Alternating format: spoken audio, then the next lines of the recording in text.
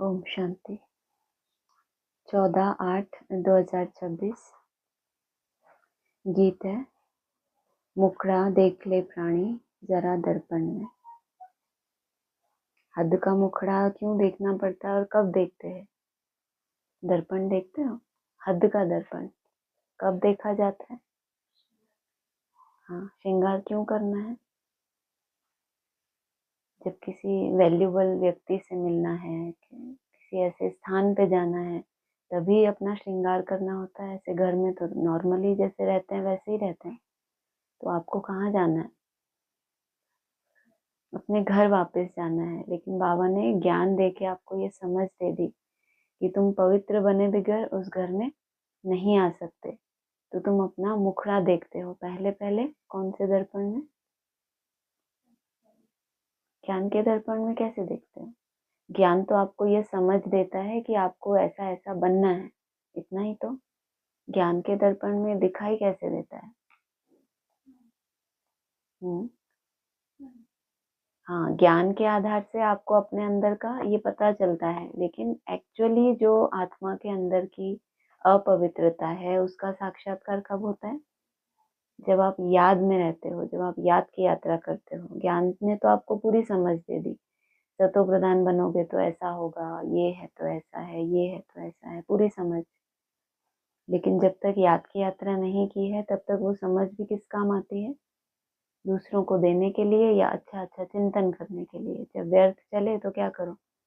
आगे चल के ऐसा हो जाएगा, आगे चल के। ज्ञान में भी तो बहुत वैरायटी है ना।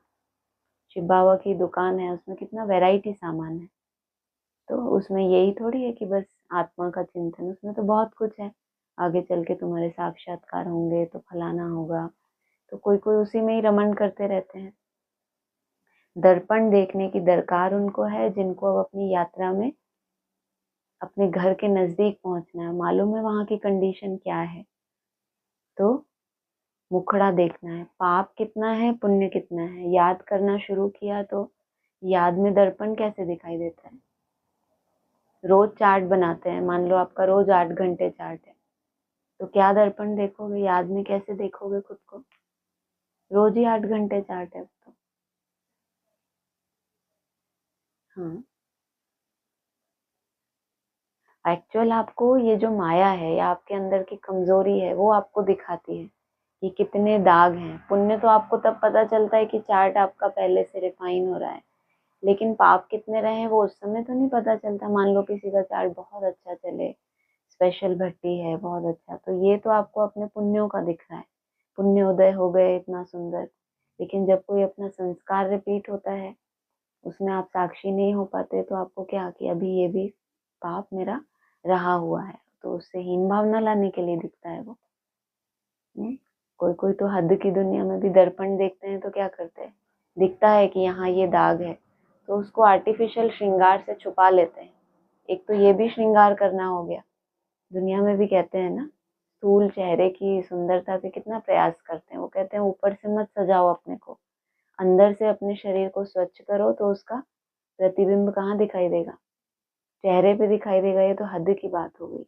आपका शरीर अंदर से जितना स्वच्छ है तो उतना सुंदर भी है। तो यहाँ क्या है? यहाँ केवल ज्ञान का सुंदर सुंदर चिंतन कर लिया, हमें जो पुरुषार्थ बता दिया वो ऊपर ऊपर से हमने बहुत मिठास धारण कर ली। तो ये क्या हो गया? हमने लीपा पोती कर ली कि हम भी सुंदर दिखें, क्योंकि सब देवता ही उसमें बैठे हैं ना। सबने देवताओं की ड्रेस पहन ली, तो आपने भी पहन ली कि देवता ऐसे होते हैं, ऐसे दिव्य गुण होते हैं, तो इसको कहेंगे कि ये बन गए। ये तो ऊपर ऊपर का मेकअप हो गया। और याद की यात्रा से जितना याद में आगे जाते हैं तो क्या परिभाषा है? जितना बड़ा योगी उसको अपने कचरे का साक्षात्कार हो, फिर उसके ऊपर मेहनत करे, तो वो उसको कहेंगे नेचुरल ब्यूटी।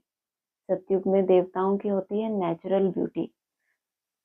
इसलिए कहा कि देखो, दोनों को देखो, पुण्य कितना जमा हुआ है और पाप कितना रहा हुआ है। बाप बच्चों को समझाते हैं कि जिसके योग बल से पाप कटते हैं उसकी निशानी क्या होनी चाहिए? पाप कटने की निशानी क्या है? स्थैर्य होती जाएगी। तो क्या होगा? आत्मा को खुशी होगी। उसकी खुशी बढ़ती जाएगी, पारा चढ़ता जाएगा। अपनी अवस्था को आपे ही बच्चे जान सकते हैं। जब अवस्था अच्छी होती है तो सर्विस का शौक बहुत अच्छा होता है। जितना जितना शुद्ध होते जाएंगे उतना औरों को भी शुद्ध अथवा योगी बनाने का उमंग आएगा। जितना तुम स्वयं शुद्ध होंगे, उस दिन क्या बोला था, जब मोह होगा तो इसका मतलब तुम्हारा हृदय शुद्ध नहीं है, क्योंकि मोह तो व्यक्ति विशेष से होगा ना, सबसे तो नहीं होगा। अगर तुम भगवान की संतान विश्व कल्याणकारी होते तो तुम्हारा सबसे स्नेह होता, लेकिन मोह है तो हृदय शुद्ध नहीं है, क्योंकि तुम राज योगी व राज ऋषि हो। हठ योग ऋषि तत्व को भगवान मानते हैं, राजयोग ऋषि भगवान को बाप मानते हैं। कितनी अजीब बात है। हठ योग करने वाले क्या करते हैं, तत्व को भगवान मानते हैं, और तुम भगवान को अपना बाप मानते हैं। तो वो साधना भी कैसी करते हैं, तत्वों को जीतते हैं ना, अपने शरीर को। उनको भी ये समझ मिल जाती है कि आप आत्मा हैं। सन्यासी घर बार क्यों छोड़ते हैं, उनको भी समझ तो मिलती है ना कि आप आत्मा हैं। फिर वो अपने शरीर को वैल्यू नहीं देते, कैसा रखते हैं, भस्म लगा ली, ये कर लिया, वैल्यूलेस कर देते हैं उसको। क्यों क्यों ऐसा करते हैं? नहीं, उनको पता चल जाता है ना कि हम तो आत्मा है, शरीर की तो कोई वैल्यू नहीं है। तो शरीर को कष्ट देते हैं, एक टांग पे खड़े हो जाते हैं, कितना कुछ करते हैं, तत्वों के ऊपर जीत पहनते हैं। लास्ट में जाते जाते श्वास को भी कंट्रोल कर लेते हैं।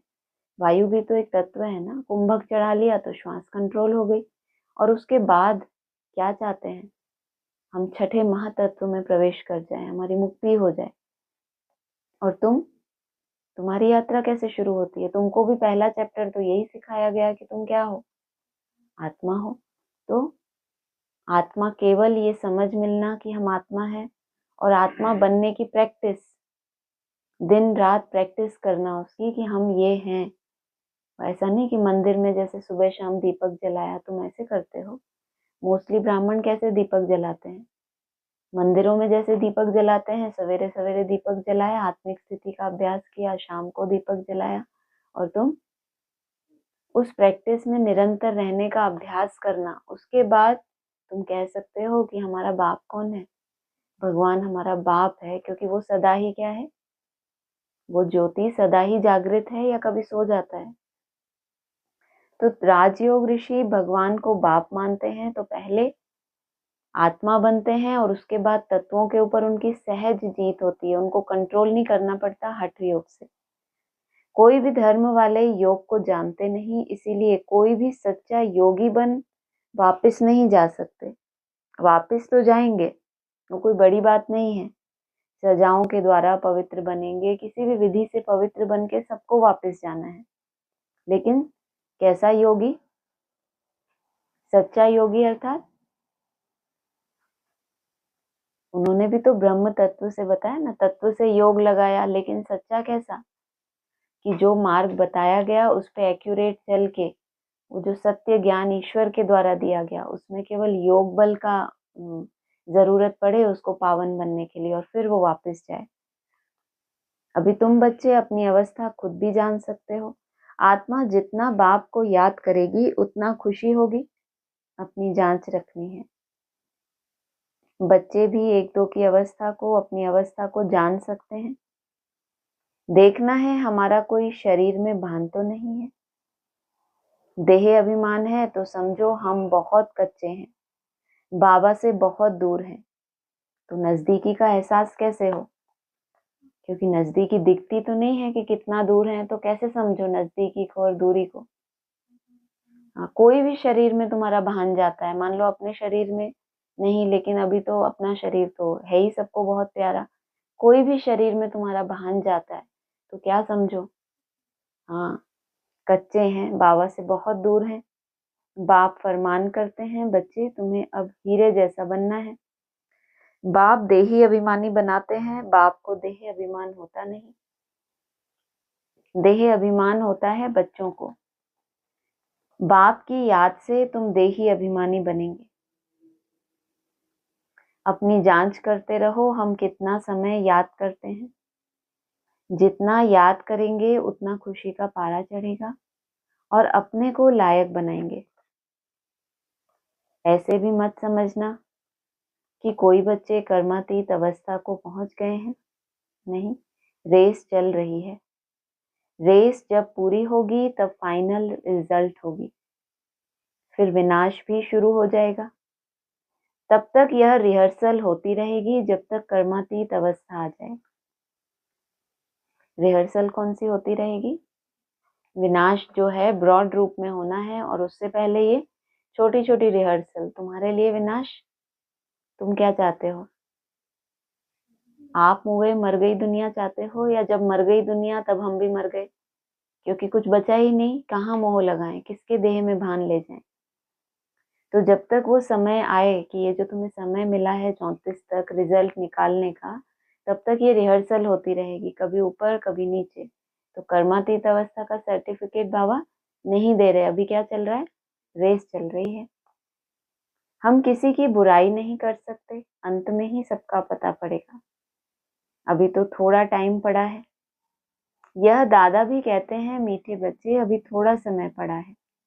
इस समय एक भी कर्मातीत अवस्था को पा ना सके, क्योंकि पहले किसको पाना है कर्मातीत अवस्था को? पहले दादा को ही पाना है। तो वो कह सकते हैं बीमारी आदि होती है, इसको कर्म भोग कहा जाता है। भोगना का और किसको पता नहीं पड़ता, वह अंदर की पीड़ा होती है। स्थूल भोगना का फिर भी पता पड़े, लेकिन एक मनसा की भी भोगना होती है, उसका भी किसी को पता नहीं पड़ता। अभी एक रस अवस्था किसी की बनी नहीं है। जितनी कोशिश करते हैं उतना विकल्प तूफान बहुत आते हैं। यही अनुभव है अभी तक भी? क्या बोलते हो? क्योंकि मुरलियां बहुत पहले की चली हुई है ना, तो बाद में एडवांस नॉलेज जब आई तो बाबा फिर बीच में कहते भी थे कि अभी तो थोड़ा चेंज आया होगा। तो आप क्या कहते हो? जितनी ज्यादा कोशिश करेंगे, जितनी कोशिश करते हैं उतना विकल्प तूफान बहुत आते हैं। ऐसे ही है। तो बच्चों को कितनी खुशी रहनी चाहिए। चैलेंज, एक तो कह रहे हैं विकल्प तूफान बहुत आते हैं, कम नहीं, पहले से ज्यादा। कहते हैं ना कोई कोई बच्चे, जब से हम बाप के बने हैं तब से क्या होता है? कुछ बोल रहे हैं बाबा? हाँ, रोज ही बोलते हैं। आज कुछ अलग बोल रहे हैं, इसलिए हमने थोड़ा पूछा आपसे। इतने तूफान विकल्प आते हैं तो बच्चों को कितनी खुशी रहनी चाहिए। ऐसा क्यों? अरे, तो खुश होते हो आप बहुत जब तूफान आते हैं? तो कौन कौन खुश हो जाता है बहुत ज्यादा? बाबा कह रहे हैं तुम बच्चों को कितनी खुशी होनी चाहिए कि वाह, मैं महारथी हूँ इसलिए ये तूफान मेरे पास आ रहे हैं। ऐसे कोई खुश होते हो कभी? तो खुशी किस बात की होती है आपको? भाग क्यों नहीं जाते फिर? इतने तूफान आते हैं तो उड़ जाना चाहिए ना। दीपक है तो बुझ जाना चाहिए। अगर तिनके हो तो तुमको उड़ जाना चाहिए। तो तुम क्या हो? तिनके भी नहीं हो तो कुछ भी नहीं, महारथी भी नहीं कहलाते खुद को। तिनके होते तो उड़ जाते, महारथी हो इसलिए तूफान आ रहे हैं, वो भी स्वीकार नहीं करते। विश्व का मालिक बनना कोई कम बात है क्या? इतनी खुशी किसको हो रही है? विश्व के मालिक को इतनी खुशी हो रही है कि ये कोई मासी का घर थोड़ी है। ये तो हम अनुभवी हैं कि जितना आगे बढ़े, उस दिन कहा था ना, संपूर्ण सतोप्रधान अवस्था से फिर नीचे उतर के आते हैं। लेकिन उसमें भी खुशी कब होगी? कोई भी माया का तूफान आपको खुशी दे ऐसा कब होता है? जब आप उसमें से अपना सार निकालते हो। कोई भी क्वेश्चन पेपर आपके सामने आ गया तो कोई तो देख के ही डर जाते हैं, लेकिन जो उन्होंने बहुत अच्छी तैयारी की है वो अच्छे से समझते हैं कि जो मेरे लिए इजी है वो तो कर लूं पहले। पहला ही क्वेश्चन कभी कभी इतना मुश्किल होता है एग्जाम का, तो आगे बढ़ने की हिम्मत ही नहीं करते। और जो समझदार होते हैं वो क्या होते हैं, पूरा पढ़ लेते हैं कि जितना आ रहा है वो तो लिख दूं, पूरा ही क्यों फेल हो जाऊं एक के चक्कर में। तो कम से कम उसमें से अपना सार निकालना कि इसमें मुझे बाबा क्या सिखाना चाहता है, या ये जो ड्रामा की सीन आई है, अगर हम ईमानदारी से पुरुषार्थ कर रहे हैं तो हर परीक्षा हमें कुछ ना कुछ सिखाने के लिए आती है।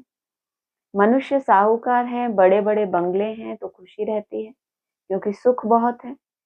अभी भी तुम बाप से अथाह सुख लेते हो।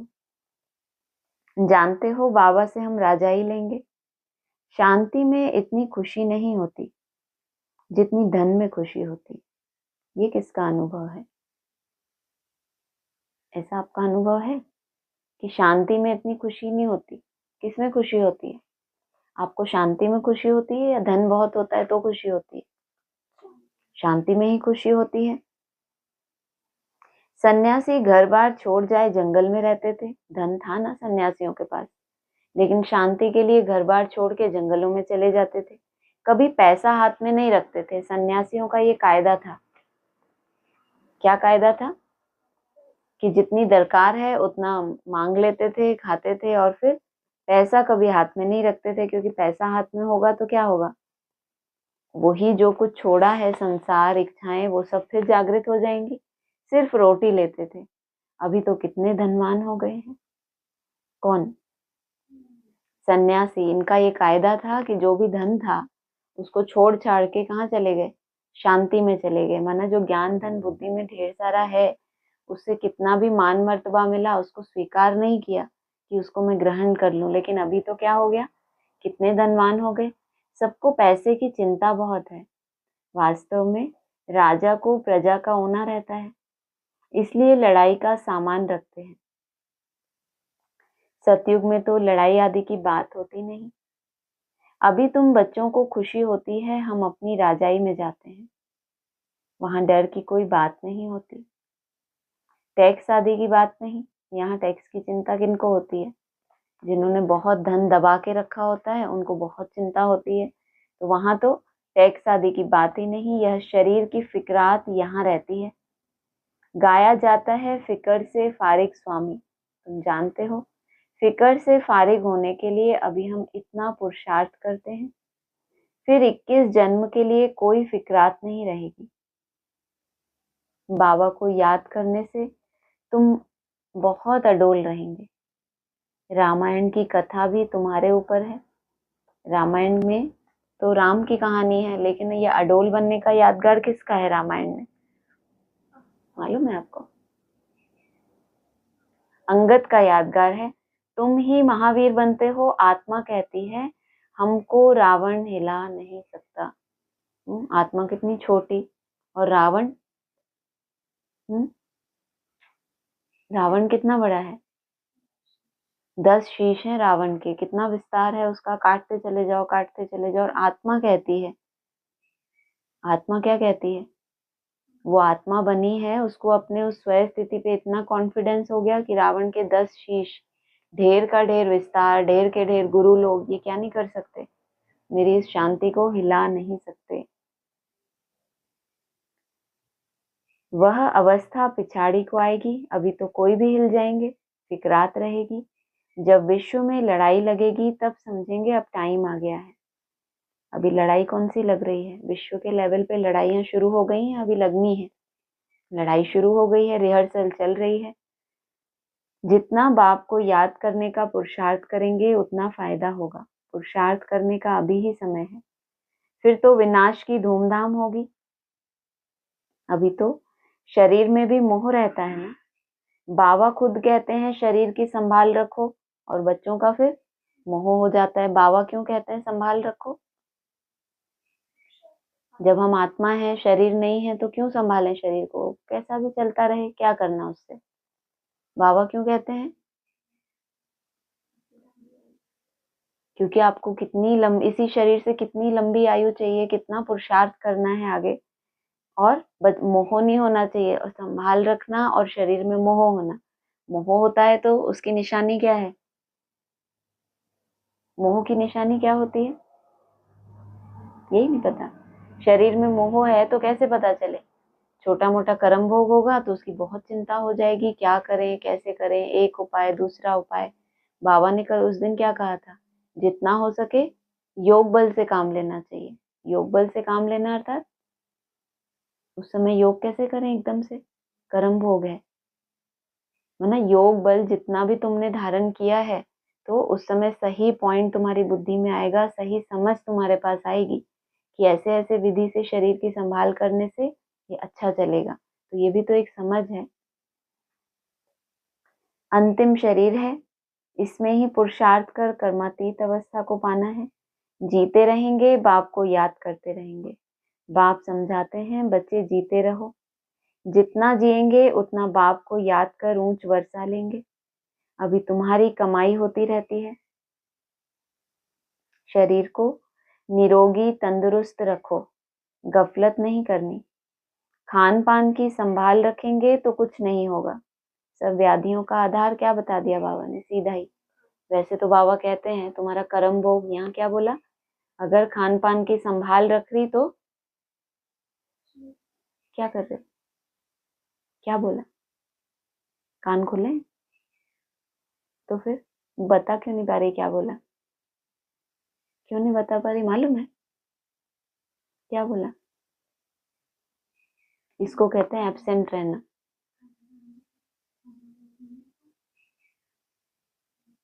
नहीं आएगा, शब्दों को रिपीट थोड़ी करना है, बात को समझना है। हाँ, ये कोई सत्संग थोड़ी ना है कि आपको ही सत्संग याद कर लेना है, फिर आपको भी अपने सत्संग करना है कहीं जाके तो आप याद कर लो। ये समझ है आपके धारण करने के लिए। धारण करने के लिए एकाग्रता चाहिए। आप सोचो हम मल्टीटास्किंग वाले, हम ये भी करेंगे, सुनेंगे भी, समझेंगे भी, धारण भी हो जाएगा, ऐसा होता है क्या? कितना एकाग्रता से सुनना, उसके बाद उसको समझना, उसका मंथन करना। बाबा कहते हैं गाय दिन भर जुगाली करती है। अरे उसने सुबह सुबह ऐसा क्या सुन लिया गाय ने कि दिन भर उसका मंथन चला कि अरे ये तो बहुत सुंदर था। तो इसको कहते हैं पहले एकाग्रता से सुनना। सुनने के लिए भी कान कैसे चाहिए? बाबा ने एक मुरली में कहा था, याद हो तो, बहुत शुद्ध कान होने चाहिए। इसके लिए फिर कानों को शुद्ध बनाए तो हम ऐसे करके बैठ जाएंगे कि हाँ भाई पूरा हमारे ही कानों में जाएगा सबसे पहले, क्योंकि सबसे पहले तो ब्रह्मा के कान सुनते हैं। ऐसा क्यों? जब आवाज की जाती है तो सबके कानों में एक साथ जाती है, या कि हाँ कोई बहरा हो तो वो एक अलग बात है, उसको फिर कोई दूसरा चाहिए, सुनेगा तो सब। लेकिन ये एकाग्रता के लिए बोला, सबसे पहले इसको ये टच होता है कि ये क्यों ऐसा बोला गया है। फाउंडेशन, फाउंडेशन क्या है? एकाग्रता। खान पान की संभाल रखेंगे तो कुछ नहीं होगा। एक रस चलने से शरीर भी तंदुरुस्त रहेगा। एक प्लस रस, रस माना लिक्विड। रस किसको कहते हैं? जूसेस को ही तो रस कहते हैं ना। जब एक रस हो जाएंगे तो क्या होगा? शरीर भी तंदुरुस्त रहेगा। शरीर भी, और आत्मा तो पहले आत्मा तंदुरुस्त है, तभी तो उसने क्या किया, एक रस अवस्था को पकड़ लिया। एक रस माना, ये तो चलो एक हद की बात बोली हमने, लिक्विड्स की बात बोली।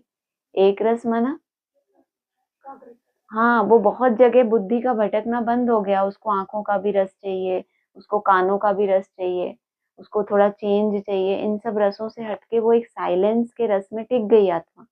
अब उसको स्थूल रूप में कोई भी एक रस हो तो उसको कोई उससे फर्क नहीं पड़ता। तो गफलत नहीं करनी, यह अमूल्य तन है।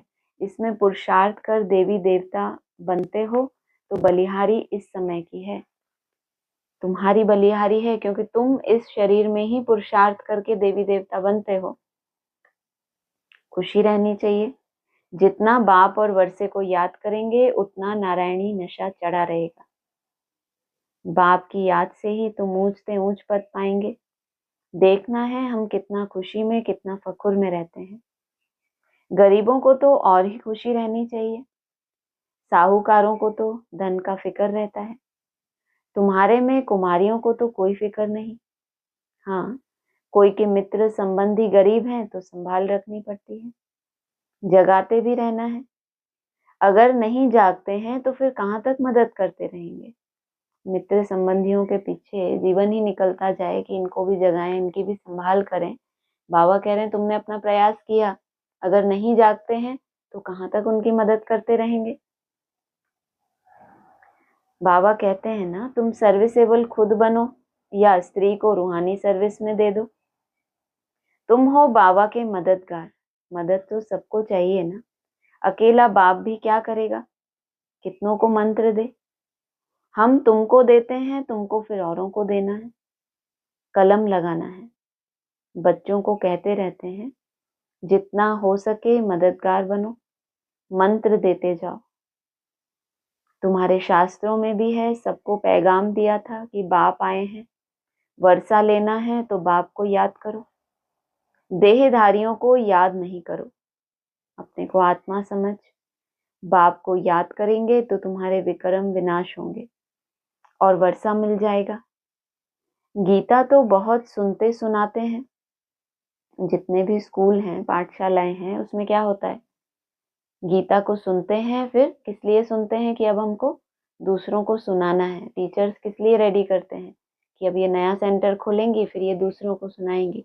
गीता में समझ है कि तुम आत्मा हो, लेकिन आत्मा बन के रहना, उसी की प्रैक्टिस करना दिन रात, सुनने सुनाने का रोल ही ना हो तो क्या कहेंगे, सुनने सुनाने का स्कूल या प्रैक्टिकल गीता पाठशाला। माना गीता में जो पाठ सिखाया गया है उसी को धारण करने के लिए हम यहाँ निवास करते हैं कि हम आत्मा हैं, तो वैसे बन के हम कैसे रहें।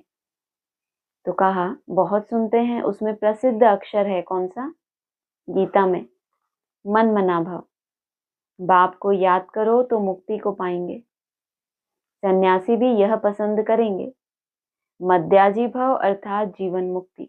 मन को सुंदर बना लिया, किसी विधि से मन मना भव हो गए तो भी क्या होगा, मुक्ति मिलेगी। माना इसी शरीर से सतो प्रधान बने, पुरुषार्थ कर देवी देवता बने, वो बात नहीं है, लेकिन मुक्ति मिलेगी। मध्याजी भव अर्थात जीवन मुक्ति। अगर तुम्हारा जीवन ही ऐसा बन गया प्रैक्टिकल तो है कहेंगे जीवन मुक्ति। बच्चे बाप के बनते हैं तो बाप कहते हैं बच्चे तुम्हारी आत्मा पतित है, पतित चल नहीं सकेंगे, इसलिए क्या करो। हाँ, गीत ही क्या चला, अपना मुखड़ा देखो कि तुमको पता तो चले। बाप ने तो बता दिया कि तुम पतित हो, लेकिन तुम्हारी आत्मा उस गहराई से स्वीकार करती है क्या कि मैं पतित हूँ, करती है।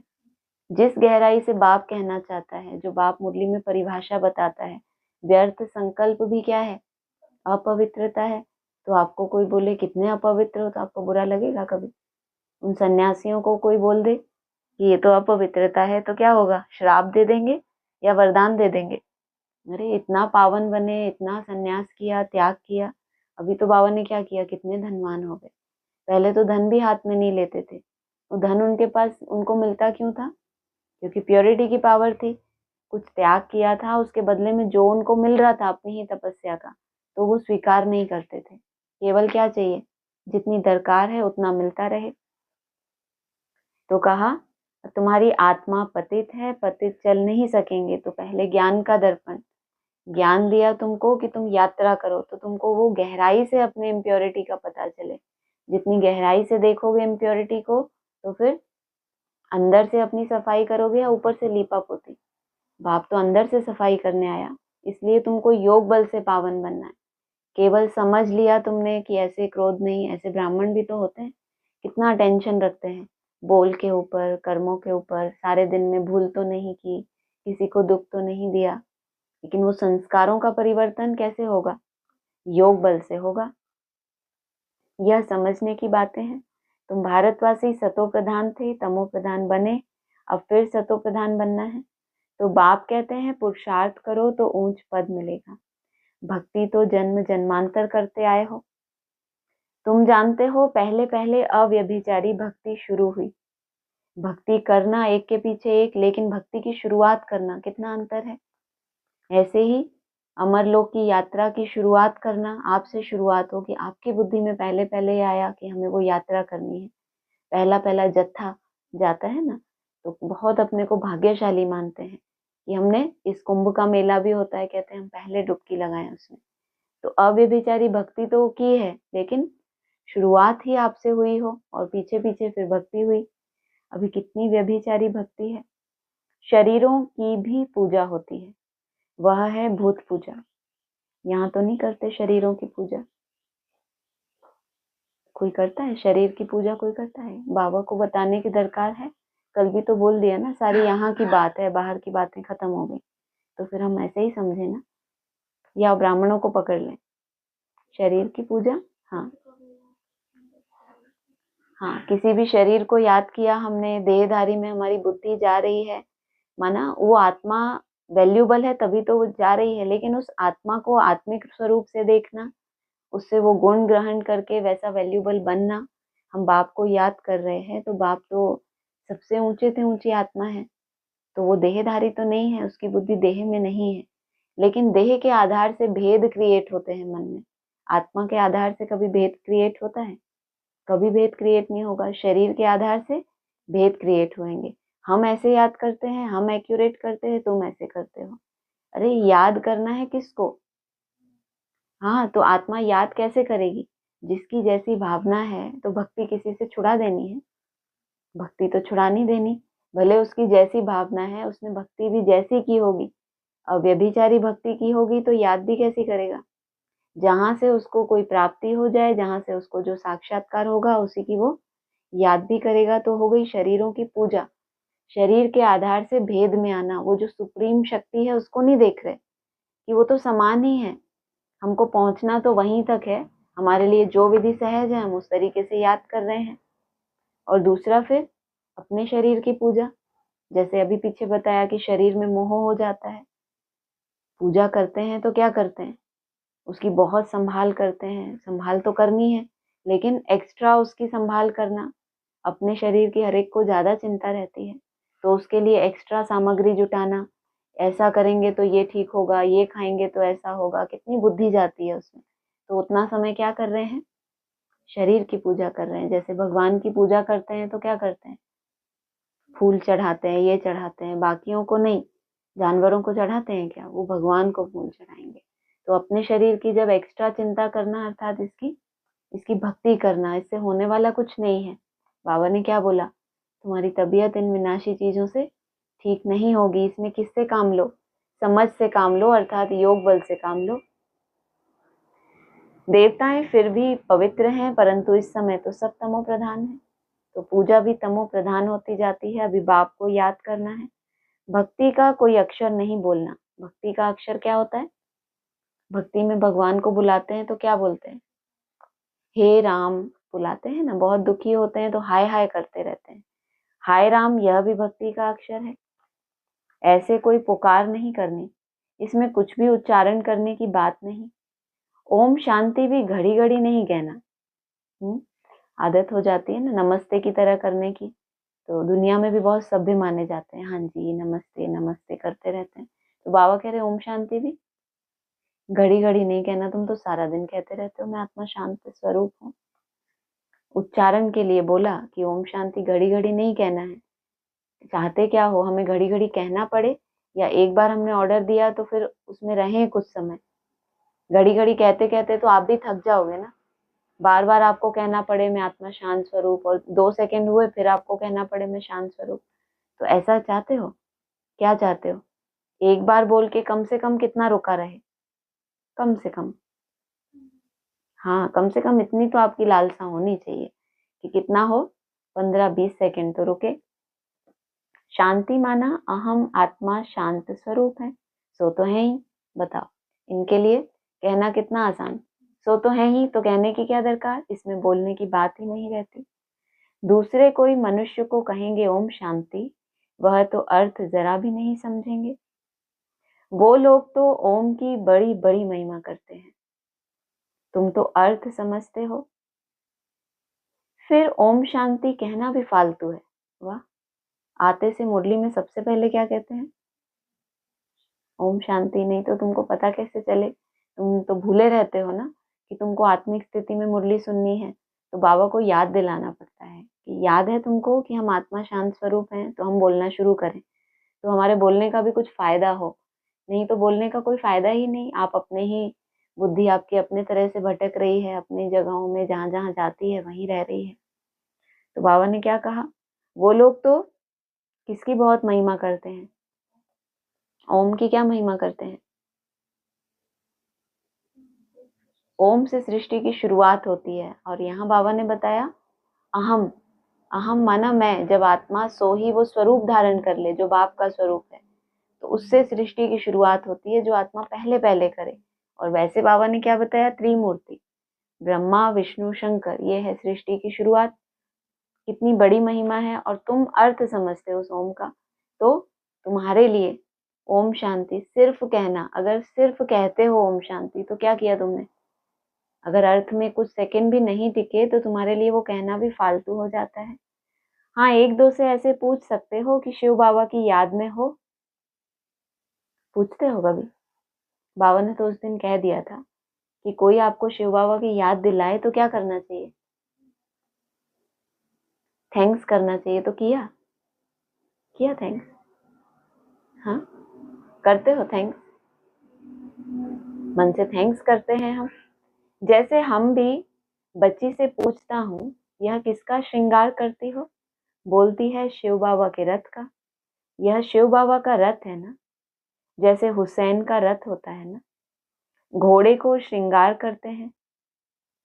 घोड़े का अर्थ नहीं समझते। धर्म स्थापन करने वाले जो आते हैं, उनकी आत्माएं पवित्र होती हैं। पुरानी पतित आत्मा धर्म स्थापन कर ना सके। क्यों? क्या कंट्रास्ट किया? ऊपर से जो आत्मा आई वो पवित्र, घोड़ा जिसके ऊपर वो आत्मा को, हुसैन का घोड़ा माना हुसैन बैठेगा ना उस पे, घोड़ा तो हुसैन नहीं है ना। हुसैन माना ऊपर से आने वाली आत्मा, माना शिव की आत्मा जिसमें प्रवेश करती है, वो हो गया उसका रथ कहो या घोड़ा। ऐसे ही धर्म स्थापन करने वाली जो आत्मा ऊपर से आई वो पवित्र, जो नीचे है वो तो अपवित्र हुई है ना, लेकिन वो चली आ रही है पहले से, और इस आत्मा का तो पहला जन्म है।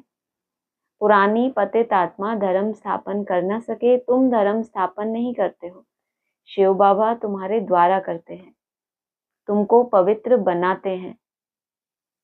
वो लोग भक्ति मार्ग में बहुत श्रृंगार आदि करते हैं, यहाँ श्रृंगार पसंद नहीं करते। बड़ा कंट्रास्ट है। उस दिन क्या बोला था? हाँ, सबसे जास्ती जेवरों का शौक तुमको है। वो कितने लदे लदाए, किसी और धर्म के मंदिरों में या चर्च में चले जाओ, क्राइस्ट को दिखाया कहीं जेवर एवर? क्या दिखाया? क्या दिखाया क्राइस्ट को? कुछ तो दिखाया क्राइस्ट को, क्रॉस पे दिखाया, बंधा हुआ दिखाया, कीले वीले, ये सब क्या है? तकलीफ। और जेवर पहनने से कितनी रॉयल्टी, रॉयल्टी की निशानी, और कीले वीले और ये फांसी वांसी, ये सब क्या है? सजाएं खा के, कितनी सजाएं आत्मा ने भोगी हैं, तब जाके इसकी मुक्ति हुई है। वो निशानी दिखा दी। और ये देवताएं, यहाँ क्या बोल दिया? वो लोग भक्ति मार्ग में श्रृंगार करते हैं। तुम्हारा भक्ति मार्ग का श्रृंगार अभी बताया, ऊपर ऊपर से लीपा पोती करना, और अंदरूनी अपना संस्कार बनाना, जैसे फास्टिंग भी करते हैं तो इसमें भी तगमा मिल जाता है ना।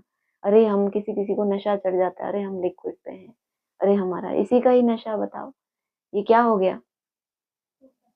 ऊपर ऊपर की लीपा पोती है ना, क्योंकि भक्ति मार्ग में लोग नहीं करते क्या उपवास? आपके यहाँ तो कितना वो फेमस है, 100 ग्राम पानी पिया और कितनी भागा दौड़ी। आप लोग तो एक जगह बैठे हो, कोई काम धाम भी इतना नहीं है, उनको तो कितने किलोमीटर चलना है। तो ये कोई बड़ी बात थोड़ी हो गई, ये तो ऊपर का हो गया। अंदर का क्या है? त्याग भी करें, लेकिन साथ साथ अपने वैराग को भी चेक करें। वैराग का कैसे पता चले? जब आपके सामने है, सब कुछ आपके सामने, आपके हाथ में है, आपने ग्रहण भी किया और आपको उसकी कोई स्मृति नहीं है, इसका मतलब आत्मा के ऊपर आत्मा निर्लेप बन रही है। आत्मा वैसे तो निर्लेप होती नहीं है, बाबा ने तो मना किया ना। हम डरते क्यों हैं ग्रहण करने से? इनको ज्यादा पता है, लेप छेप लग जाएगा आत्मा के ऊपर, हमारी याद खंडित हो जाएगी। ग्रहण करने के बाद कोई स्मृति नहीं है, कोई आकर्षण नहीं है। नहीं तो केवल देखने मात्र से भी याद तो रहती है ना, कितना सुंदर दिख रहा था। खाया नहीं है लेकिन देखा है। कोई पसंद की चीज हो, उसका नाम लेने से ही क्या होता है? हाँ देखो, याद आ गई ना सबको अपनी अपनी पसंद की चीज। 1 सेकंड लगा या ज्यादा लगा? केवल मन में याद आई है अभी वो। और आपको कोई बोले कभी कि याद करो क्या, तो आपको याद ही ना है, इच्छा मात्र, तो क्या कहें? आपको कितनी खुशी होगी। इच्छा मात्रम अविद्या इसको कहते हैं। और ग्रहण आपने खूब किया है, इसलिए तो कल वो स्टोरी सुनी थी ना, कल तो प्रैक्टिकल था। ग्रहण करते जा रहे हैं तो सिखाया क्या? हमें क्या सिखाना चाहते हैं?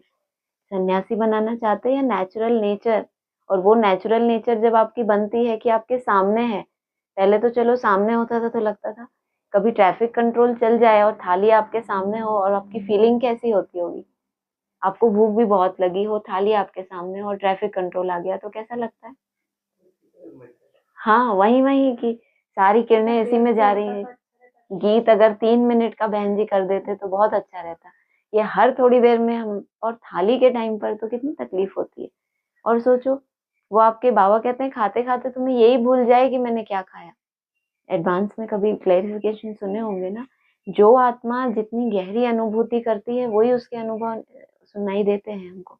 मुरलियों में ऐसा आया था क्या? लेकिन बाबा ने अपना अनुभव सुनाया। खाते खाते तुम्हें यही भूल जाए कि मैंने क्या खाया था। सोचो कितना निर्लेप है तुम्हारी आत्मा। तुम ग्रहण करते जा रहे हो, तुमको शरीर की संभाल करनी है, या तुम परिवार में रह रहे हो, तुम अपना फर्ज निभा रहे हो, तो जो भी तुम्हारा कारण हो वो तुम्हारा अपना है। लेकिन अगर तुम्हें लगा तुमने अपनी नेचुरल नेचर बनानी है, तो अपनी लेंथ को देख लेते हो कि मैंने यहाँ से शुरू किया, त्याग तो करना है। ऐसे थोड़ी कि जब होगा तब देखेंगे, समय ही नहीं बचा।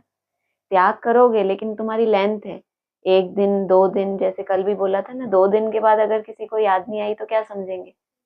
हाँ, भूत होगा कोई, कि अब ये पता नहीं इसको कहाँ का कहाँ उड़ा के ले जाए। नेचुरल नेचर 2 दिन हुए, आपको लगा मेरी लेंथ इतनी है, खुशी हुई या बहुत दुख हुआ कि याद क्यों आ गई? आपको खुशी हुई। जैसे कभी अपनी लेंथ देखोगे 7 दिन, तो आपको लगे कि हाँ 7 दिन तक कुछ ऐसा लगा ही नहीं। उसके बाद थोड़ा थोड़ा ऐसे लगा, फिर आपने ग्रहण किया, अपनी लेंथ आपकी कितनी बढ़ेगी अब आपकी लेंथ बढ़ेगी और ज्यादा। अगली बार जब करोगे तो 10 दिन 15 दिन 20 दिन, तो आपको खुशी हो रही है। ग्रहण करते जा रहे हो, अपनी लेंथ को देखते जा रहे हो, और अंदर से महसूस हो रहा है क्या उसकी स्मृति ही नहीं आ रही। माना कोशिश करने से भी आपको याद नहीं आ रहा कि मुझे क्या पसंद है।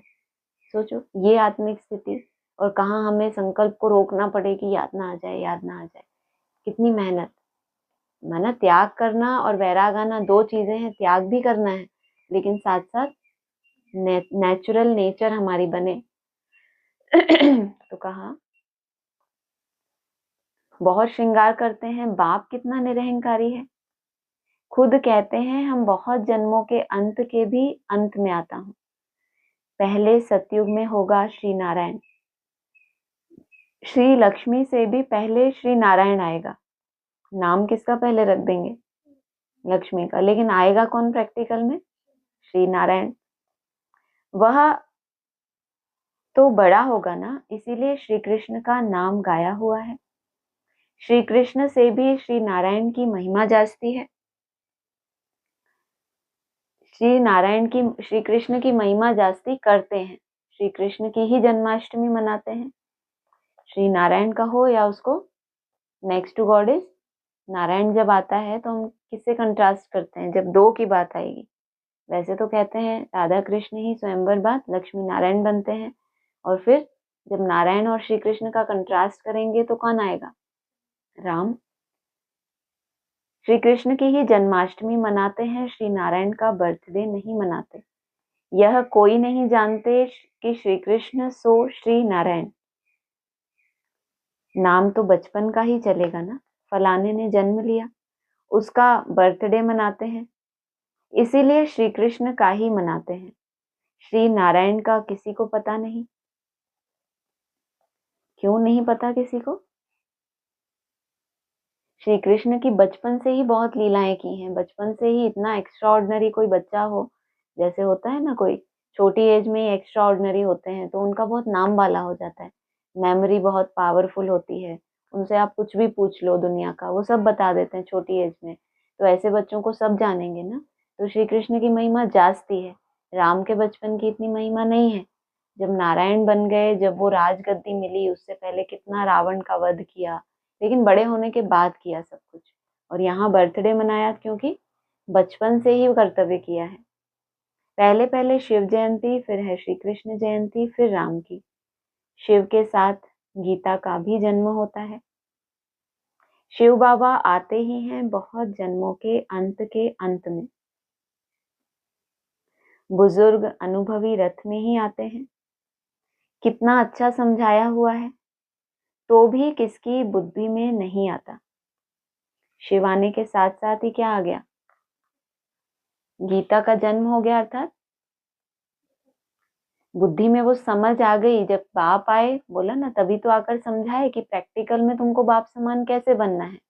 गीता तुमने अभी सुनी है, समझी है कि मैं आत्मा हूँ, आत्मा बन के चल रहे हो, प्रैक्टिस कर रहे हो, लेकिन गीता का भी जन्म हो गया। माना तुम्हारी बुद्धि में उदय हो गया वो एक्यूरेट ज्ञान की तुमको कैसे बाप समान बनना है। इसलिए शिव के साथ गीता का जन्म, उसके बाद श्री कृष्ण का जन्म हो गया। वैसे तो बाबा ने कहा है, वो तो कह देते हैं श्री कृष्ण ने गीता सुनाई, तो फिर गीता का जन्म श्री कृष्ण के बाद दिखाना चाहिए ना, क्योंकि श्री कृष्ण के मुख से गीता निकली है तो वो बाद में आई ना। लेकिन वास्तव में गीता आई कहाँ से? शिव के द्वारा जन्म हुआ है। ये चैतन्य गीता को ऑपरेट करने वाला स्वयं शिव बाबा है, इसलिए कहा रथ पर खड़ा है, स्वदर्शन चक्र घुमा रहा है। कौन? शिव बाबा घुमा रहा है। एक तरफ वो भ्रुकुटी में खड़ा हो गया, स्थिरियम हो गई वो आत्मा, और एक तरफ वो चक्र फिर रहा है। बाप कहते हैं यह ज्ञान प्रायः लोप हो जाता है, जब मैं आकर सुनाऊं तब तुम भी सुना सकते हो। अब अभी तुम बच्चे जानते हो हम भविष्य में एक्यूरेट यह देवी देवता बनेंगे। बाबा ने 2-3 प्रकार के साक्षात्कार किए थे। उन्होंने साक्षात्कार किए और तुमको निश्चय है कि हम देवी देवता बनना और एक्यूरेट देवी देवता बनना। बाबा ने 2-3 प्रकार के साक्षात्कार किए थे। यह बनूंगा, ताज वाला बनूंगा। देवी देवता माना देवी देवता, उसमें एक्यूरेट क्या बनना है तुमको? कौन सा देवी देवता बनोगे?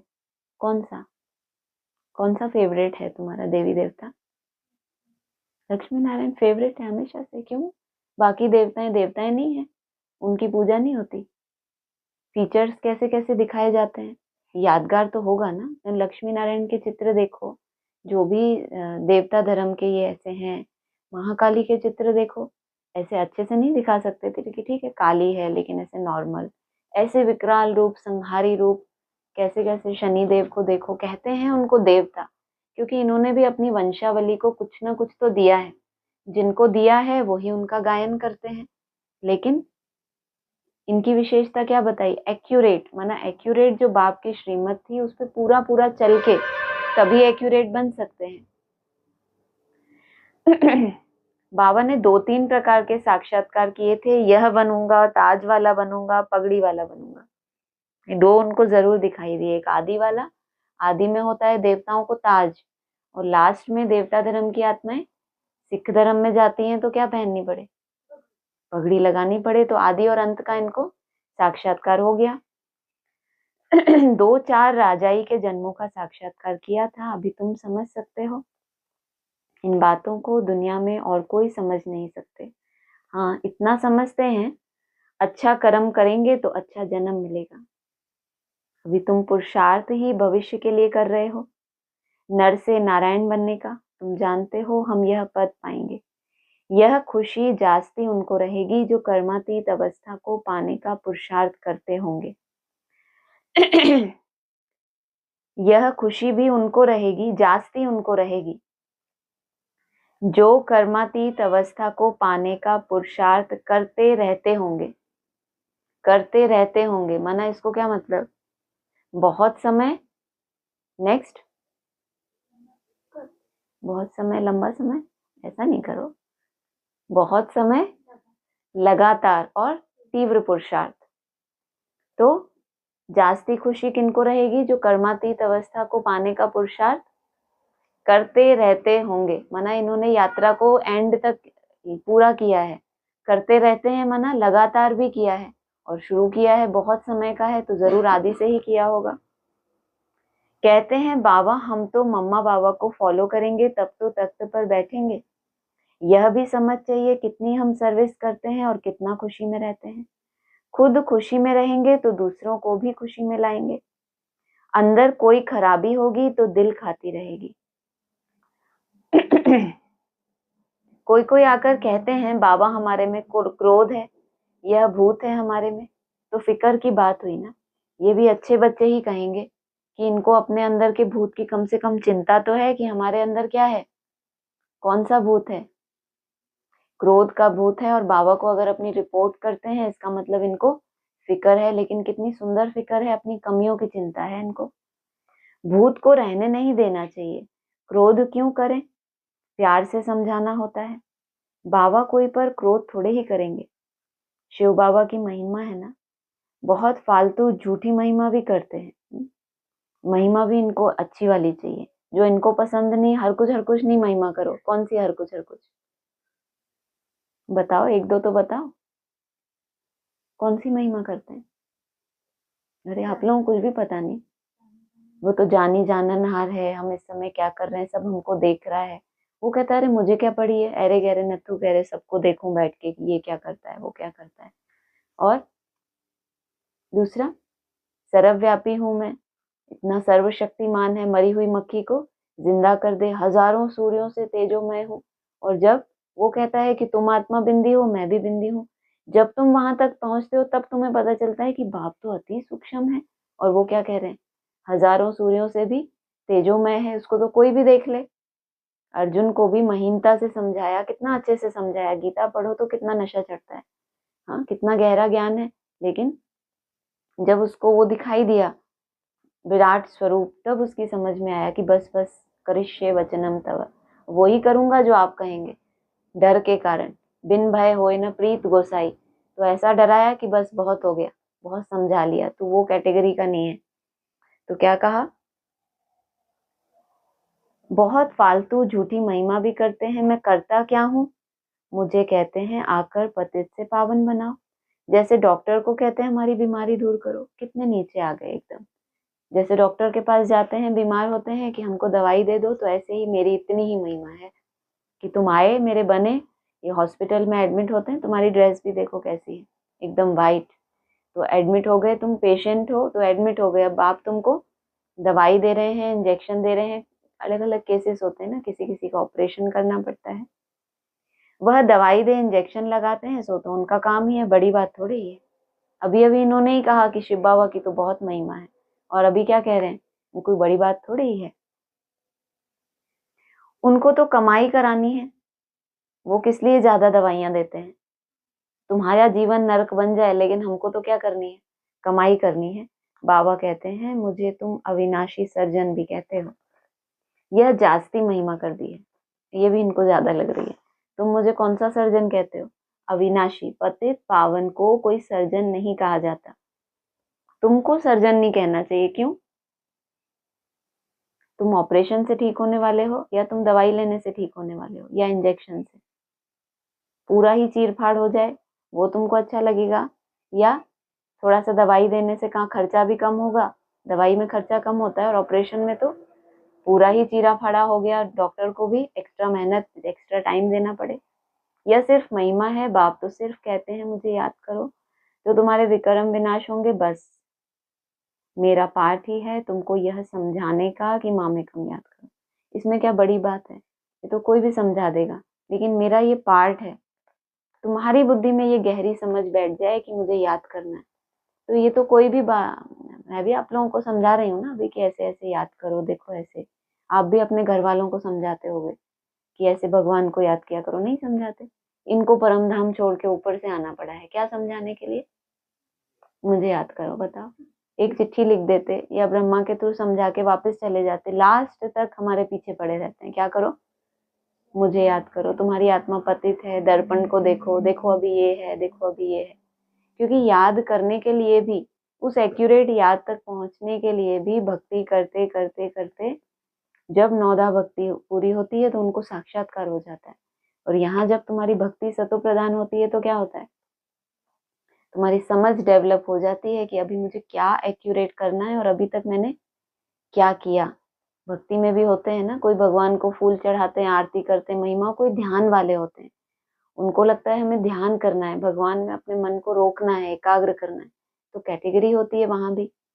तो कहा तुमको यह समझाने, मेरा पार्ट ही है तुमको यह समझाने का कि मामेकम याद करो, जितना याद करेंगे उतना उच्च पद पाएंगे। यह है ही राजयोग का ज्ञान, गीता जिन्होंने पढ़ी है उनको समझाना सहज होता है।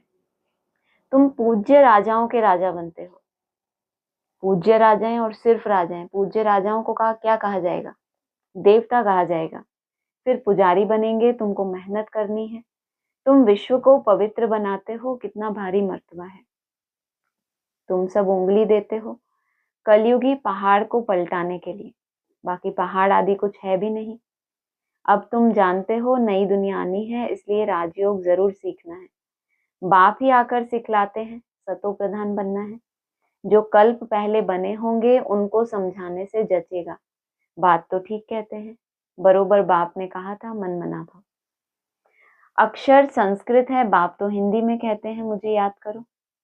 अभी तुम समझते हो हम कितने ऊंच धर्म ऊंच कर्म वाले थे तब तो गायन है 16 कला।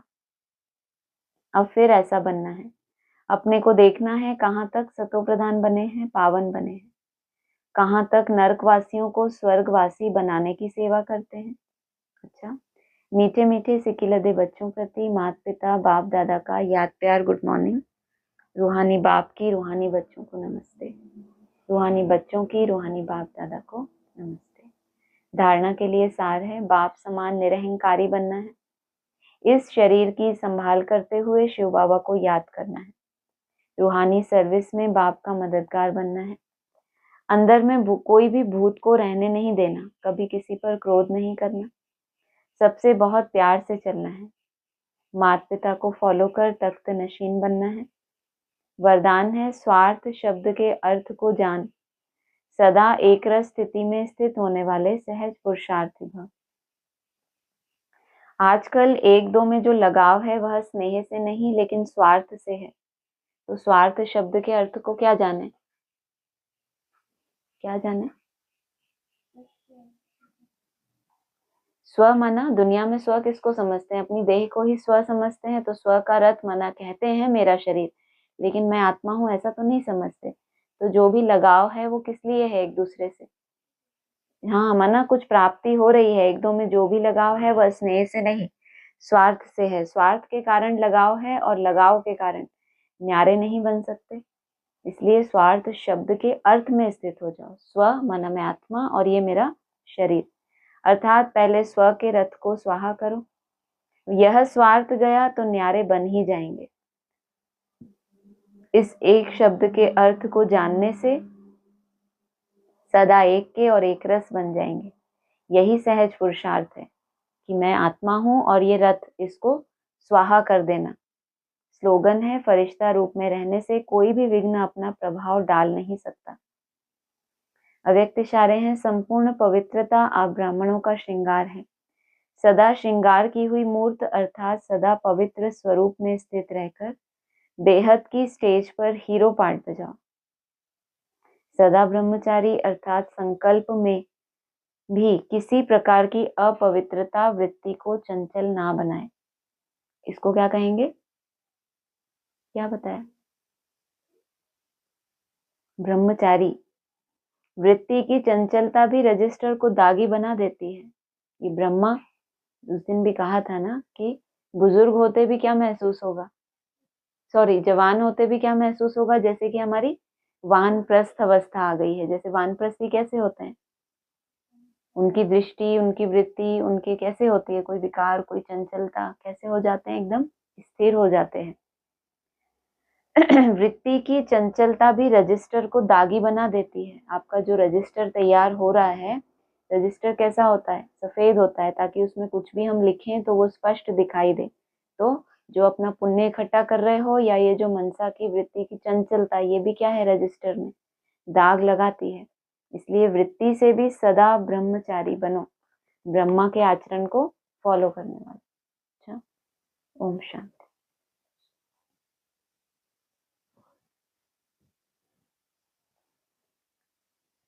हाँ जी, ऑनलाइन बोलिए।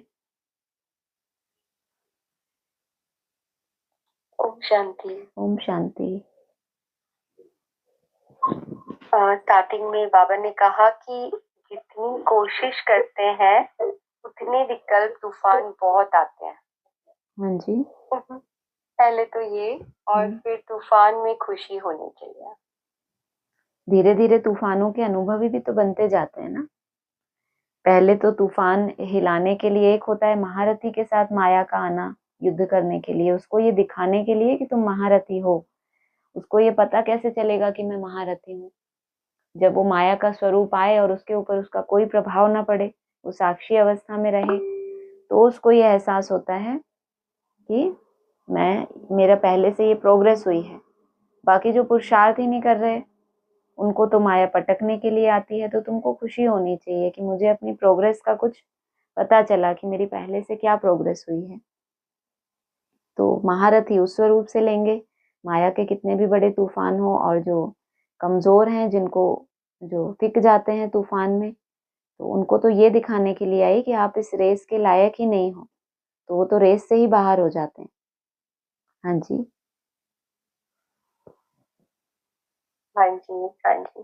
लेकिन ये बाबा ने जो कहा कि तूफान में भी खुशी होनी चाहिए, ये बहुत अच्छा लगा हाँ जी। कि वो तो आते ही रहेंगे पर हमारी खुशी नहीं जानी चाहिए, वो हमें अपने ऊपर चेकिंग करनी है बिल्कुल। ना? हाँ जी, हाँ जी। हाँ जी। और ये कहा जब, पता है कल मैं एक ये थॉट आया ही था जीसस क्राइस्ट का कि वो क्रॉस पे क्यों दिखाते हैं उनको, सोचो। और आज हुँ। बाबा ने आपके द्वारा हाथ से दे हाँ दिया। जी, हाँ जी। क्योंकि उनको ऐसे क्रॉस पे दिखाते हैं, वो प्लेजेंट थोड़ी लगता है, अच्छा थोड़ी लगता है। हुँ। और जैसे देवी देवताओं को दिखाया जेवरों से लगा हुआ स्माइलिंग फेस, और ऐसे जीसस तो को बाबा वैसे कहते दिखाया। हैं कि तुम बच्चों को भी बाबा याद की फांसी पे चढ़ा देते हैं। लेकिन आप याद की फांसी पे चढ़े, उसके बाद कोई रिजल्ट भी तो निकलनी चाहिए ना। ऐसे कृष्ण और क्राइस्ट की राशि मिलाई, फांसी पे तो बाबा ने उनको भी चढ़ाया, लेकिन वहीं तक रह गए। माना उसका कोई रिजल्ट नहीं निकल पाया तो उनका वही यादगार बन गया। जिनका रिजल्ट निकल आया तो उनका वो स्वरूप का, वो संपूर्ण स्वरूप का यादगार बन गया। तो यही अंतर है। एक्यूरेट ना कर पाना तो उसमें फिर सजाएं भी भोगनी है, और वो संपूर्णता की अवस्था तो आधी कलाएं हैं, तो फिर पुरुषार्थी जीवन भी वैसा दिखाया उनका। हाँ जी। हाँ जी। मतलब फांसी पे तो लटकना ही है, लेकिन फिर आगे की जर्नी आपकी कैसी रही? आप लटके रहे और अलग उसमें चले गए, या संपूर्ण बन गए तो जेवरों से लग गए? लटके ही ना रह जाओ फिर। उड़ो भी तो आई नो। सही। हाँ, लटके ही रह जाओ ऐसे थोड़ी। आप उड़ना सीखोगे तो फिर ग्रेविटी आपको कैसे खींचेगी? ग्रेविटी से आप ऊपर उठ गए तो आप फांसी लगने के बाद कैसे मर जाओगे? फिर तो ऊपर उठ जाओगे ना। कैसी फांसी में तो नीचे से आपका बेस ही हटा दिया जाता है ताकि ग्रेविटी की वजह से आप लटक के खत्म हो जाओ। अब ग्रेविटी खत्म हो गई तो कोई बस रस्सियां काटी और उड़ गए। हाँ जी। हाँ, ऐसे भी ले सकते हैं और ऐसे भी ले सकते हैं ना, अभी जैसे लटका के रखा हाँ, हुआ है। बिल्कुल तो बिल्कुल। ना तो हम, ओ, अभी हम जो अपनी हालत देखे, हम तो ना पूरी दुनिया, पूरी तरह से दुनिया में है, पूरी तरह से वहां भी नहीं है, यहाँ भी लटके हुए हैं। नहीं। बिल्कुल बिल्कुल। तो या तो संपूर्ण बन जाए या तो लटके रहेंगे। नहीं नहीं, ऐसा नहीं। अच्छी उम्मीद रखनी चाहिए अपने आप से। वो है ना, लटकने वाले बाद में आएंगे, अभी नहीं उनका नंबर लगेगा। हाँ जी। अच्छा, थैंक यू। और आज बाबा समझाते हैं ना कि बच्चे जीते रहो, हम्म। शरीर को निरोगी तंदुरुस्त रखो। कितना क्लियर, मतलब खान पान की संभाल रखोगे तो कुछ नहीं होगा, एक रस चलन से शरीर भी तंदुरुस्त रहेगा। बहुत फिर सुंदर। कहा इसमें पुरुषार्थ कर देवी देवता बना, हाँ और जी। देवी देवता बनते हो तो बलिहारी इस हम्म। समय की है। बिल्कुल। मतलब क्लियर है। बहुत क्लियर। इससे ज्यादा क्लियर तो हो भी नहीं सकता, क्योंकि अब समय लास्ट है। तो कोई बाबा को उलाहना ना दे कि हमें जो पढ़ाई पढ़ाई उसमें तो ये बातें नहीं थी। तो चाहे एडवांस की मुरलियां हो, चाहे साकार मुरलियां हो, जो बीकेएस का फाउंडेशन है, तो सब तरह से बाबा सबको इशारे दे रहे हैं। तो जिनको वो कैच करना है, अपनी आगे की यात्रा करनी है, तो वो जरूर करेंगे। तो कोई उलाहना ना दे पाए कि हमें नहीं बताया। हाँ जी।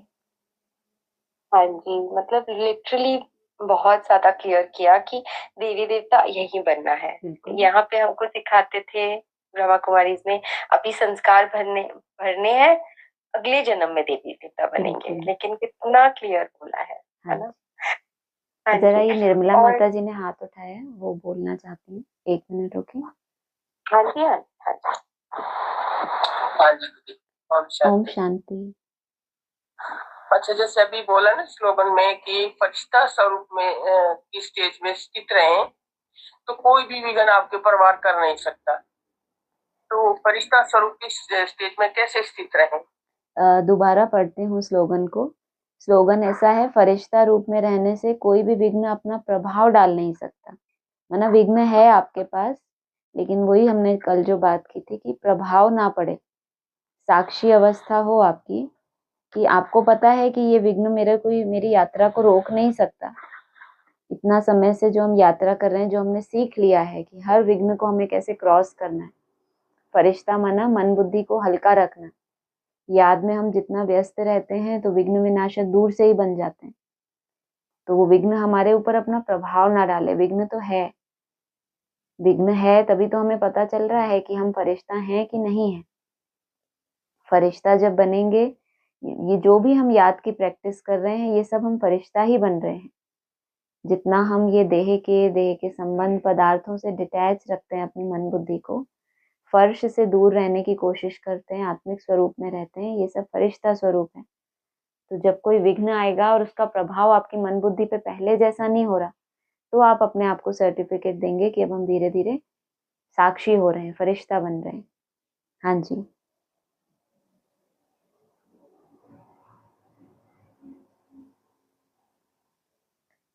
हाँ जी, आप अनम्यूट करके बोलिए, मैंने म्यूट किया था यहाँ से।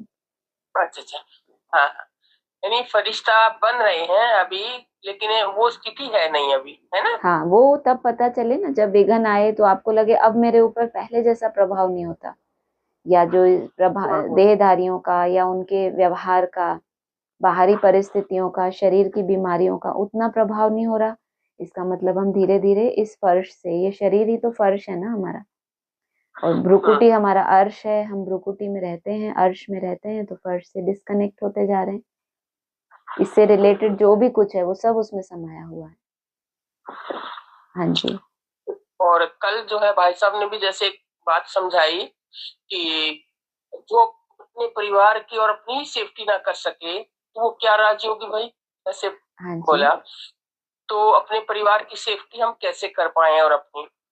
कर ही रहे हैं। जो हम स्वरूप में जितना टिक रहे हैं, तो जो भी हमारे लिए निमित्त स्थान है संगम पर, जो भी हमें परिवार मिला है, लौकिक अलौकिक, उसकी सेफ्टी उसी में नोंद है, क्योंकि आपके अंदर ये बीज है। आपको ही ये पॉइंट टच क्यों हुआ कि ऐसा बोला गया है तो मैं कैसे करूं? इसका मतलब आत्मा में वो मादा है करने का।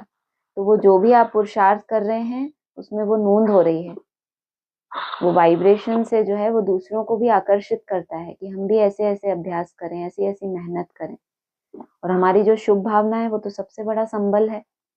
सबसे बड़ी बात तब है कि जब हम दूसरों के अलग अलग संस्कारों को देखते हुए उनके लिए शुभ भावना रखें। ये कोई आसान बात नहीं है, लेकिन अगर किसी ने जिम्मेदारी उठाई है कि मुझे सबको साथ लेके चलना है, तो उसको ये क्वालिटी धारण करनी होती है। सबको एक करके चलना माना सबको आत्मिक रूप में देखना और उनको एक करने का शुभ संकल्प होना। तो ये संकल्प ही बहुत काफी है। हाँ जी, तो सेफ्टी स्वतः ही होगी ना। बिल्कुल बिल्कुल। जी। हाँ जी, कल भाई साहब ने एक बात और बोली थी, जैसे कि जगत अम्बा के लिए, यानी जो पूछा दिया पर्टिकुलर किसी आत्मा की तरफ इशारा कर रहे थे हाँ जी, कि जो तुलसी है उसको कितना जो है शुद्ध वाइब्रेशन है उसका, हाँ जी, कितना पवित्र वाइब्रेशन है, और इम्प्योरिटी नाम मात्र की भी नहीं, हाँ ऐसे जी, कुछ इशारा कर रहे थे। तो किसी पर्टिकुलर आत्मा की तरफ कर रहे थे, हाँ जी। तो समझ नहीं आया कि वो आत्मा कौन है। हाँ, नाम बता देते तो और अच्छा रहता ना, फिर बोल के चले गए और हम लोग फिर कंफ्यूज होते रहे, तो ये तो गलत बात है, पहेलियां बुझा के और कमरे में छिप जाना, है ना? तो सब लोगों को कंप्लेंट करनी चाहिए। और हम बेचारे, है ना, हम लोग, हम काम चलाने वाले टीचर केवल है हमें ना हम लोग। समझना तो चाहिए, सबकी बुद्धि में अलग अलग होगा तो सही नहीं है। मैं सोच रही थी कि सबकी आ, बुद्धि में ऐसा ही होना चाहिए। सबकी बुद्धि में आएगा मैं ही हूँ, हम नहीं तो कौन है, ऐसा जो भी है। ये तो सिर्फ एक मजाक में बोला, लेकिन ये भी कहेंगे कि हर एक आत्मा इसमें, नई दुनिया की ये बहुत अच्छी एक बात है। बाबा ने भी हमेशा से बोला कि बाबा कभी ये बोर्ड पर लिखकर नहीं बताएंगे, ये तो गुड़ जाने और गुड़ की गोथरी जाने। अब गोथरी के बाहर वाले देख रहे हैं कि ये गुड़ के कौन से भेले के लिए बोला जा रहा है कि ये बहुत मीठा है, क्योंकि गुड़ भी तो तरह तरह के हैं। तो ये अंदरूनी चीज है कि जो बन रहा है और जो उसकी मदद करने वाला है, तो उसका वाइब्रेशन जो जितना एकाग्र है उस तक पहुंचता है कि ये आत्मा इतनी सात्विक बनी है। बाकी ये कहेंगे कि जो भी पुरुषार्थी हैं उसमें जरूर कोई आत्माएं जो भी होंगी, मतलब यहाँ पर ये होता है कि पहले प्रत्यक्षता हो फिर संपन्नता हो, ऐसा नहीं। पहले आत्मा संपन्न बने तो अपने चलन से, अपने चेहरे से स्वयं अपने को प्रत्यक्ष करे, हमें सिद्ध ना करना पड़े। सिद्ध करना माना जिद करना।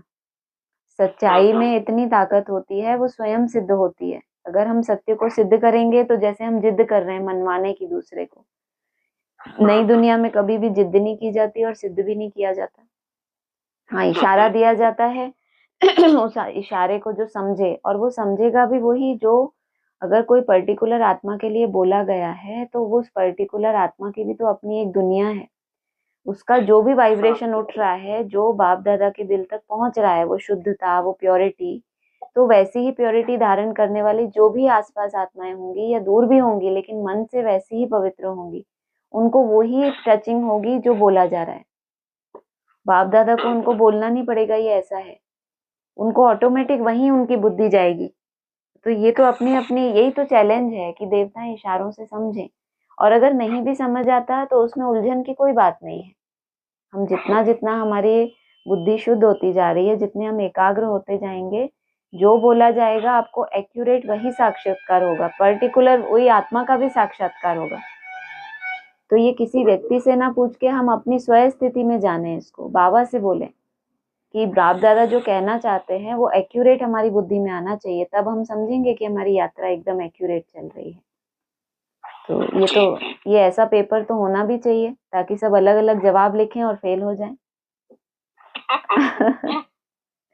हाँ जी।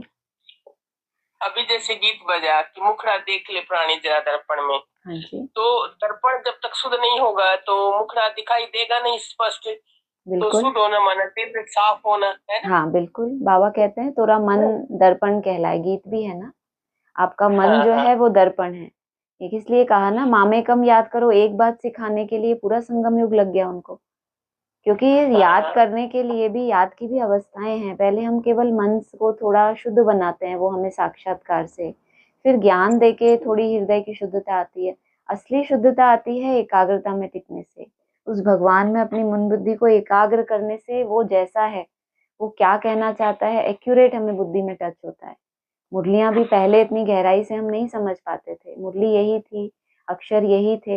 हमारी समझ, हमारा मन जितना शुद्ध हो रहा है हम उसको उतना समझ रहे हैं, जितना समझ रहे हैं हमारी याद में भी उतना फर्क आ रहा है। तो पूरी तरह से भगवान हमारा, जैसे कहो, रिजुविनेट कर रहा है आत्मा को भी, धीरे धीरे, लेकिन टाइम लगता है इस प्रोसेस में। हाँ जी।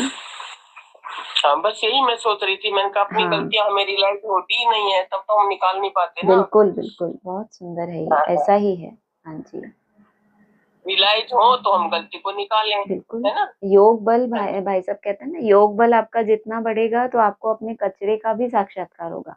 हमें तो लगता था हमारा योग बल बढ़ेगा तो हमें अपने पाठ का साक्षात्कार होगा, तो अनेक जन्म हम महारानी है कि क्या है। अरे हमें ये पता चलेगा कि हम तो कुछ भी नहीं है, और कुछ नहीं से ही सृष्टि की शुरुआत होती है। अगर नई शुरुआत होती है तो जीरो से ही होती है। जब तक आपके अंदर अपना पुराना मैंपन, अपना पुराना किया हुआ पुरुषार्थ कायम है, अपनी सेवाओं का जो भी आपने किया है अभी तक, वहां से जीरो बनना पड़े, वो सब भूलना पड़े, जीरो से यात्रा शुरू करनी पड़े कि मैं कुछ भी नहीं, तभी कहेंगे एक्यूरेट हुआ वो। हाँ जी। जी। हाँ जी। ओम शांति। हाँ जी, और कुछ है? दीदी, ओम शांति। ओम शांति माता जी। बोल रहे हाँ बोलिए। माता जी बोल रहे हैं? नहीं नहीं, आप बोलिए, आप बोलिए, आप बहुत दिन बाद आए हैं। मैं तो दीदी कल की मुरली से ना थर थर कांप गई बिल्कुल। विराट रूप देख लिया अर्जुन ने कल। और दीदी मैं जैसे कोई काम कदम उठाती हूँ ना मनमानी से, घर मतलब घर में काम करते हुए, तो अरे बाबा देख रहे हैं, बाबा देख रहे हैं। अभी मैं एक दाना, भाई खा रहे थे नाश्ता, कुछ कर रहे थे अपना, और वो दाना उठा के मैंने भी ऐसे मुंह में देखा, क्लास चल रही है, बाबा देख रहे। ऐसे मतलब मेरे मन में हर समय यही अटेंशन रहता है 24 घंटे के, बाबा देख रहे। कल की मुरली से मुझे बिल्कुल साफ साफ नजर आ रहा है कि बाबा 24 घंटे हमें देखते ही रहते हैं क्या। हाँ, बहुत सुंदर, बहुत सुंदर। ऐसा ही अटेंशन रहना चाहिए, निरंतर योगी बन जाएंगे। और क्या चाहिए? अरे कल की मुरली से तो हमने कल याद नहीं किया इतना, जितना हम बाबा की मुरली का मंथन करते रहे। मंथन ही चलता रहा, आज क्या बोला बाबा ने, आज क्या बोला बाबा ने। और हम सब अपने अपने ऊपर ले रहे, ये पॉइंट तो मेरे ऊपर था, ये पॉइंट तो मेरे ऊपर था। तो अपना इतना डर गए, जो काम हम हमने कर लिया ना, उसको एकदम उसी समय डिलीट कर दिया। डिलीट, वाह, बहुत आसान, बहुत बढ़िया। तो नहीं, कोई गलतियां ऐसी हो भी जाती हैं, हाँ जैसे जी, भाई हाँ हम जी, बहुत शौक में कर लेते हैं कोई काम, और ठीक फिर है, अरे ये तो हमने भी कर रखा है ऐसा, बिल्कुल तो बिल्कुल उसी समय डिलीट कर दिया। मैं बोली भाई, बिल्कुल बिल्कुल, हाँ जी, हाँ जी। पर कल की मुरली ने हमें हिला दिया पूरी तरह से। बहुत अच्छा है ना, हिलते डुलते रहना चाहिए, अच्छा सर्कुलेशन रहता है बॉडी का भी और माइंड का भी। हाँ जी, हाँ जी बिल्कुल। और मतलब अब अटेंशन देते हैं, अरे क्लास है, ये क्लास है हमारी। अब क्लास में ना, जैसे हम वहां बैठते थे ना क्लास में अटेंशन देके, अब घर की तरह से नहीं, मतलब जैसे बिल्कुल क्लास की तरह, जैसे क्लास में बैठते हैं इसी तरीके से, क्योंकि अब ये साफ साफ नजर आ गया है कि बाबा देख रहे हैं, ऐसे कि दो तीन दिन लोग देख रहा है। बिल्कुल बिल्कुल, हाँ जी, बहुत अच्छा, ठीक है, बहुत अच्छा। हाँ दीदी, ओम शांति। ओम शांति। और किसी को बोलना है कुछ? हाँ जी, हाँ बोल। मेरा एक क्वेश्चन रह गया था। हाँ, एक तो जो आपने समझाया जीरो वाला, वो बड़ा मजा आया हाँ कि जी, जीरो बनकर ही सृष्टि की शुरुआत जीरो से ही होती है, हम्म, तो पहले पूरी तरह से जीरो बनना है। हाँ जी, तो बाबा कहती है ना, फुल बेगर, फुल मतलब जितना जितना हो सके, हमारा जितना भी होगा, जितना हम बन सके उतना बेगर बनना है पहले तो। जो भी पढ़े हुए हो वो भूल जाओ, ये बाबा कहते हैं। जैसे कोई पढ़ा जी लिखा नहीं होता तो वो कैसा निरहंकारी होता है, हद में। ज्यादा पढ़े लिखे होते हैं उनको कितना नशा होता है, ऐसे ही बेहद में भी जो ज्यादा पढ़े लिखे हों, ज्यादा ज्ञानी कह लो, या जो भी जिनके पास कोई भी अपनी ऐसी विशेषता हो जिसका उनको गुमान है, उससे उनको मरना पड़े, भूलना पड़े कि ये मेरी है। हाँ जी, हाँ जी, हाँ जी। आज बाबा ने एक और पॉइंट कहा ना कि शिव के साथ गीता का भी जन्म होता हाँ है। जी, और गीता, जो हम जब हम गीता की बात करते हैं तो गीता ही लक्ष्मी माना गीता नहीं, लक्ष्मी का ही ऐसा नहीं है। रूप है। शिव अच्छा, आज भी तो आया ना कि पहले नारायण का जन्म होगा, पीछे लक्ष्मी, और शिव के बाद गीता का जन्म हो रहा है, फिर श्री कृष्ण का। श्री कृष्ण के बाद ही तो राधा होगी या लक्ष्मी होगी, तो अलग हो गया ना। तो फिर वो गीता का पाठ माना कुछ किसका अलग हो? अलग पार्ट हो गया, वो जब शिव की गीता हो गई, जो कहते हैं ना शिव की गीता। अच्छा, माना शिव ने जो ज्ञान सुनाया, जैसे कल भी बोला था कि हाथ में स्वदर्शन चक्र घूम रहा है और रथ पर खड़ा है, तो एक तरफ भ्रुकुटी में टिकने की स्टेज है, एक तरफ मंथन की स्टेज है। जो भी इन मुरलियों का ढेर सारा विस्तार है, उसको सार रूप में लेकर आना, पहले ज्ञान के आधार से, और फिर अपने जीवन में वो लेकर आना।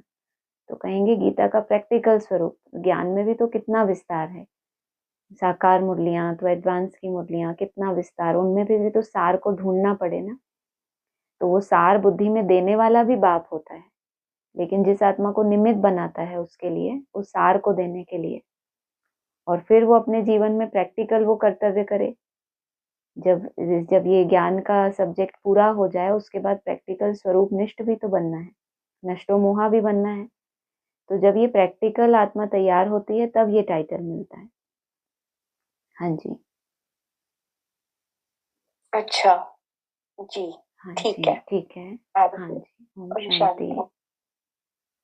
दीदी एक बात और है हाँ मेरी, जी, कि जैसे अभी हम बाबा को याद भी कर रहे हैं, सब कुछ कर रहे हैं, लेकिन जो हमारे अंदर से, हमारी अंदर की वो परत उतरनी चाहिए ना, काम, क्रोध, लोभ, मोह, ये ना तो हमारे अंदर से मोह गया, मुझे अपना प्रैक्टिकल का रियलाइज हो रहा है हाँ कि जी, ना तो मोह गया है अंदर से, और ना ही कभी मैं ढूंढती हूँ मौका कि किसी को क्रोध आए तो मैं जानू इस चीज को कि भाई अपने अंदर कि मुझे इसमें क्या महसूस हो रहा है, क्या महसूस हो रही है। तो हाँ। मेरे अंदर से ना अभी वो चीज नहीं निकली है कुछ भी। कितने साल हो गए आपको चलते चलते इस याद की यात्रा में? एक ही साल हुआ है अभी। तो देखिए, इसमें बाबा ने दिल्ली के लिए बोल दिया, राजधानी बनने वाली है, उसको भी कब्रिस्तान से परिस्तान बनने में 10 वर्ष का समय लगता है। तो इतनी धैर्यता तो दिल्ली के पास भी है, तो आप भी तो दिल्ली के आसपास वाले ही हैं। इतनी धैर्यता तो होनी चाहिए 10 वर्ष की, नहीं? आपको ऐसा लगता है? हाँ दीदी, बिल्कुल। मैंने कुछ मैसेज भी हुआ था, फिर मैंने वो डिलीट कर दिया मैसेज, भगवान को मैसेज डाला था। अच्छा। मैं बोली, मैंने कहा भगवान मेरे को ना अभी मेरे अंदर ये बहुत विकार है, और मोह का मुझे प्रैक्टिकल नजर आया ना साफ, कि यहाँ अंदर ही अंदर घुटन हो रही है, आंसू आ रहे हैं, तो ये क्यों हो रहा है ऐसा? तो मैं बोली बाबा मुझे तो, अब मैं बाबा को बार बार याद भी कर रही हूँ कि बाबा ये ऐसा क्यों आ रहा है, मुझे बाबा को अच्छा नहीं लगता ये सब चीज, बाबा को पसंद नहीं है, फिर क्यों हो रहा है ये, ऐसा क्या हो रहा है? बहुत अपने आप को धिक्कार रही हूँ, लेकिन मैंने कहा ये मैं भगवान के आगे जरूर रखूंगी ये बात। फिर भगवान ऑफलाइन थे क्या? ऑनलाइन नहीं थे? भगवान तो ऑनलाइन थे, उनको उनको पता ही चल गया था सब कुछ। हाँ जी। मैंने जैसे, मेरे को ये विश्वास हो रहा था कि मैंने मैसेज को डिलीट किया, लेकिन उनको सब कुछ पता चल गया था, सब कुछ जान गए थे वो, क्योंकि बिल्कुल, मेरे अंदर कुछ रियलाइज होने लग गया, फर्क आने लग गया। बिल्कुल, बिल्कुल। बहुत अच्छा, बहुत सुंदर। हाँ। ठीक है। हाँ जी। ओम ओम शांति। शांति। हाँ जी।